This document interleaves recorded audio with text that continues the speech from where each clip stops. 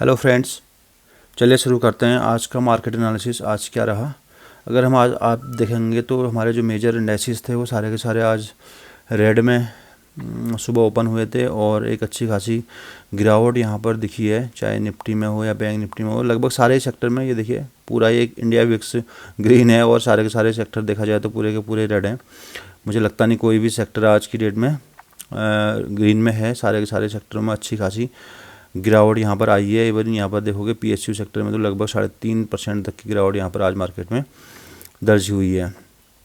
ठीक है, तो निफ्टी भी अच्छा खासा देखो यहाँ पर एक सपोर्ट था, ये मैं सुबह हमने डिस्कस किया था इस बारे में, तो सपोर्ट के आसपास ही रुका है। अगर ये यहाँ पर कल इस सपोर्ट को ब्रेक करता है तो निफ्टी यहाँ से और भी नीचे की तरफ जा सकता है, मूव हो सकता है। बट मुझे लग रहा है कि यहाँ पर एक गैप था, गैप भी निफ्टी ने फिल किया है। तो लेट्स सी अगले मंडे को क्या होता है। यहाँ पर अगर एक बाइंग कैंडल आती है, एक इंडिकेशन कैंडल बनती है, तो देन हम नेक्स्ट प्लान कर सकते हैं कि निफ्टी ऊपर की तरफ नए हाईज की तरफ जाएगा। फिलहाल तो बहुत ज़्यादा गिरावट की संभावना नहीं है। हाँ, लेकिन यह कि यहाँ पर थोड़ा और करेक्ट हो सकता है अगर इस लेवल को यहाँ पर ब्रेक करता है। तो आज तो इस लेवल को इन्होंने होल्ड किया है। ठीक है, तो देखते हैं हमारे स्टॉक्स के क्या हाल थे। लगभग सारे ही स्टॉक्स में आज अच्छी खासी पिटाई हुई है और हमारा एडलवाइज सर्विसेज भी आज 4% नीचे क्लोज हुआ है, जो हमने आज सुबह उसमें हमारे वॉच लिस्ट में आया था। बट सबसे अच्छी बात यह है कि हमारे 2 स्टॉक ऐसे थे आज के हमारे पोर्टफोलियो में से। एक तो मुंजल ऑटो, इसने अच्छा आज भी एक मूव दिया था। एक टाइम तो अच्छा खासा मतलब ठीक ठाक मूव पे था, यानी 136 के आसपास का हाई इसने आज लगाया था, नहीं सॉरी 134.80 का हाई इसने लगाया था।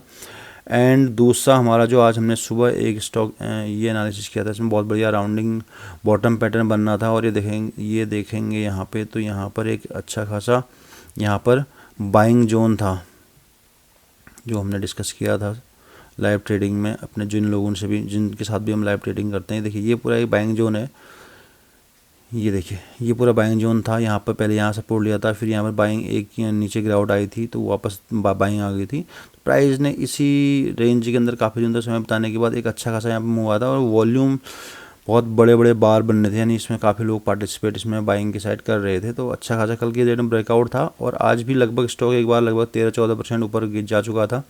एक अच्छा मूव था आज के स्टॉक में भी। तो इसका जो टारगेट है लगभग वो 64 के आसपास का है। लेट्स सी, हम इस स्टॉक में बने हुए हैं अभी, हमने इसमें सुबह एंट्री ली थी।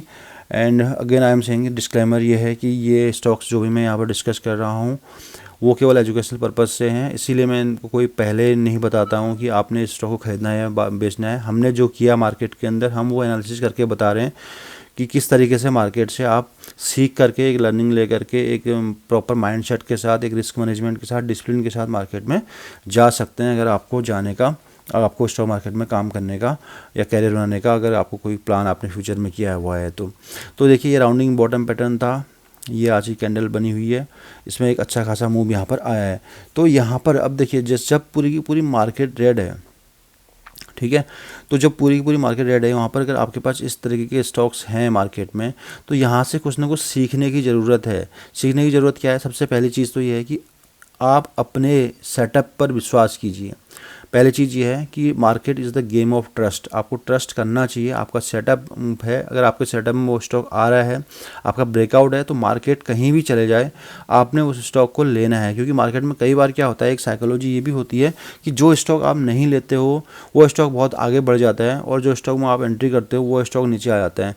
तो इस चीज़ को इस चीज़ से निकलने के लिए आपने जितने भी स्टॉक्स, जो भी आपके सेटअप के अंदर स्टॉक्स आ रहे हैं, आपने अगर उस सेटअप को बैक टेस्ट किया हुआ है, आपको अपने सेटअप पर भरोसा रख करके उन सारे स्टॉक के अंदर एंट्री लेनी पड़ेगी। आपने उसमें जो भी स्टॉक, जैसे अगर आपके स्टॉक में रोज़ 2 स्टॉक आ रहे हैं तो 2 स्टॉक आप लीजिए। अगर मैं आज की बात ही करूं, अगर मैं मान लेता हूं कि ये पिछले वाले हम लोग बात डिस्कस करते हुए आ रहे हैं पिछले 2 वीक से, आज हमारा ये लगभग 10वां दिन है कंटिन्यू लाइव ट्रेडिंग का और ट्रेडिंग के बाद एनालिसिस का शाम के टाइम।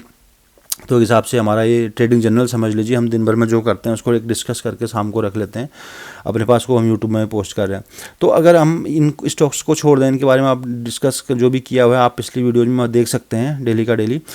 आज के जो 2 स्टॉक हमारे उसमें आए थे, हमारे चार्ट में आए थे या हमारे आज वॉच लिस्ट में आए थे, वो ये दोनों स्टॉक थे। एक तो नेक्टर ये लाइफ साइंस लिमिटेड था एंड दूसरा एडलवाइज फाइनेंशियल सर्विसेज लिमिटेड था। ठीक है ना। अगर आपने दोनों ही स्टॉक, अगर मैं दोनों की ही बात करूं, ठीक है, अभी मैं जो कल एक स्टॉक के बारे में हमने डिस्कस किया था, लगभग वही यहाँ पर आज भी हुआ है। देखिए, हमने कल किसके बारे में हमने डिस्कस किया था, आई थिंक मुझे याद है हमने उसको SCPC के बारे में डिस्कस किया था, या मैंने आई थिंक एक स्टॉक था उसके बारे में डिस्कस किया था। आप कल वाला वीडियो देख सकते हैं जिसमें मैंने आपको एक इनसाइड बार कैंडल के बारे में वहाँ पर बहुत प्यार से समझाया हुआ है। तो इनसाइड बार कैंडल क्या होती है और कैसा बनता है। तो आज की डेट में भी देखेंगे तो लगभग यही पैटर्न यहाँ पर देखिए, ये एक बहुत बड़ी कैंडल बनी थी जिसको हम एक फ्लैग पैटर्न का ब्रेकआउट बोल सकते हैं। तो जो आज की कैंडल बनी है, आज की कैंडल ने उसने उसका हाई ब्रेक किया है, ने इसका लो ब्रेक किया है। तो ये एक इनसाइड बार कैंडल है फ्लैग पैटर्न ब्रेकआउट करने के बाद। तो ऐसे पैटर्न जब भी बनते हैं, अगर वो वॉल्यूम के साथ नहीं बनना है, तो मार्केट देखो इतना डाउन था, अगर ये स्टॉक अगर स्ट्रॉन्ग नहीं होता या इसमें मोमेंटम नहीं होता तो ये एक अच्छा खासा यहाँ से नीचे की तरफ डाउन ट्रेंड आ सकता था। बट अगर आप देखेंगे तो इसमें वॉल्यूम बहुत कम है, एवरेज वॉल्यूम से बहुत नीचे है, और साथ में एक इनसाइड बार कैंडल है। तो मोस्ट प्रोबेबिलिटी क्या है कि अगले 2-3 दिनों जब भी मार्केट ओपन होगी नेक्स्ट ट्रेडिंग सेशन के अंदर, ये अप साइड को अगेन ब्रेक कर सकता है। अगेन अप साइड को अगर ब्रेक करता है तो यहाँ पर एक अच्छा खासा मूव आप देख सकते हैं। तो ये इनसाइड बार कैंडल का जो पैटर्न बनता है ये एक समझने के लिए है। तो जैसे पहले फ्लैग पैटर्न था, फ्लैग पैटर्न ब्रेकआउट हुआ था, उसके बाद आज इनसाइड बार कैंडल बनी है।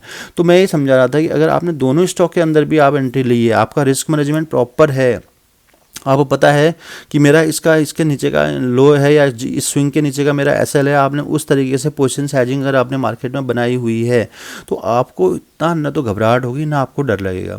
तो ये चीज़ें सीखने की बहुत ज़रूरी हैं। और अगर मैं आज की डेट की बात करूं, अगर आपने आज दोनों स्टॉक्स के अंदर भी कोई 1 लाख से काम कर रहा है, या कोई 50,000 से काम कर रहा है, या कोई 10 लाख से काम कर रहा है, या कोई सीख रहा है, तो आपने सीखना क्या है इसमें सबसे इंपॉर्टेंट ये है कि आपने दो स्टॉक आ रहे हैं तो दोनों स्टॉक आपके सेटअप के आधार पर आ रहे हैं।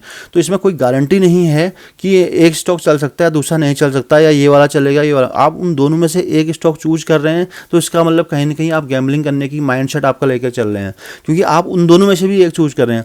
रादर उससे बढ़िया ये होगा कि आप एटलीस्ट आपके पास भले 5,000 क्यों ना हो, तो 2 स्टॉक आपके पास हैं तो आप उन दोनों स्टॉक में इसका 50-50% आप उसमें इन्वेस्टमेंट कीजिए। बट हमारा जो पोजीशन साइजिंग का जो तरीका है, जो हमारा पोर्टफोलियो डाइवर्सिफिकेशन का जो तरीका है, वो सारी चीज़ें आपने का सीखनी है डिटेल के अंदर। तो अगर आपका 1 लाख का अकाउंट हो तो आपने कितने % के हिसाब से सारे स्टॉक्स के अंदर इन्वेस्टमेंट करना है, किस तरीके से ट्रेड करना है, वो आप हमारे कोर्स को चेकआउट कर सकते हो। डिस्क्रिप्शन में आपको उसका लिंक मिल जाएगा। तो यहाँ पर मैं ये समझा रहा था कि अगर आपका 2 स्टॉक आए थे तो दोनों स्टॉक में आपने एंट्री करनी है। अगर मैं आज की बात करूँ तो एक स्टॉक में आपको 4% का अगर लॉस नीचे M2 माइनस दिखा रहा था, एक स्टॉक में आपको 9% का आज क्लोजिंग में प्रॉफिट दिखा रहा था। तो ओवरऑल आप आज उसके बावजूद भी आपकी कैपिटल में जो भी आपने मार्केट में इन 2 स्टॉक्स के अंदर लगाई उसमें आप लगभग 4 से 5% प्रॉफिट में ही हैं ना, इसमें कोई लॉस में नहीं है। बट अगर आपने इन दोनों में से एक को चूज किया, अगर मैं ये बोलूँ कि मैंने अपने ट्रेडर को बोला था कि आप इन दोनों में से किसी एक को चूज कर, इन दोनों को आप पोर्टफोलियो में ऐड कर सकते हैं। आप एक को चूज करेंगे तो मान लीजिए एडलवाइज सर्विसेज को आप करेंगे तो आप बोलेंगे मेरी किस्मत खराब है। आपकी किस्मत खराब नहीं है, आपका रिस्क मैनेजमेंट, आपका मनी मैनेजमेंट, आपका पोर्टफोलियो डाइवर्सिफिकेशन खराब है, क्योंकि आप उन 2 स्टॉक्स के अंदर भी बैट लगा रहे हैं। अभी क्या होगा कि एडलवाइज सर्विसेज के अंदर 4% डाउन देख करके आपने पूरा पैसा लगा रखा है, आपका फियर बहुत ज़्यादा बढ़ जाएगा। उस फियर के चक्कर में आप पैनिक हो जाएंगे, पैनिक में आप 4-5% का लॉस करके काट लेंगे उस पोजीशन को। और आप क्या करेंगे, ये स्टॉक बढ़ रहा है, आप कल को सोचेंगे उसमें मैं पैसा लगाऊंगा और इस वाले स्टॉक से आप आज 4% करके निकल जाएंगे। हो सकता है कल ये स्टॉक यहाँ से 10% का मूव दे जाए, ठीक है, क्योंकि पैटर्न में कोई खराबी नहीं है, मार्केट में कोई खराबी नहीं है। खराबी कहाँ पर है, हमारे माइंडसेट के ऊपर खराबी है। हमने अपने इमोशंस को नहीं किया, हमने प्रॉपर तरीके से अपना एनालिसिस नहीं किया कि हमने किस तरीके से अपने पोर्टफोलियो को डाइवर्सिफाई करना है, हमने कितना पैसा इस स्टॉक में लगाना है, कितना पैसा दूसरे स्टॉक में लगाना है। हमको अगर 2 स्टॉक मिले हैं, हम 2 स्टॉक में भी हम चूज करते हैं कि उसमें से एक स्टॉक में लगाते हैं। ये काफ़ी लोग क्वेश्चन करते हैं कि सर मैंने तो इस वाले में लगाया था, जो मैं लेता हूँ वो नीचे गिर जाता है और जो मैं नहीं लेता हूँ वो ऊपर बढ़ जाता है।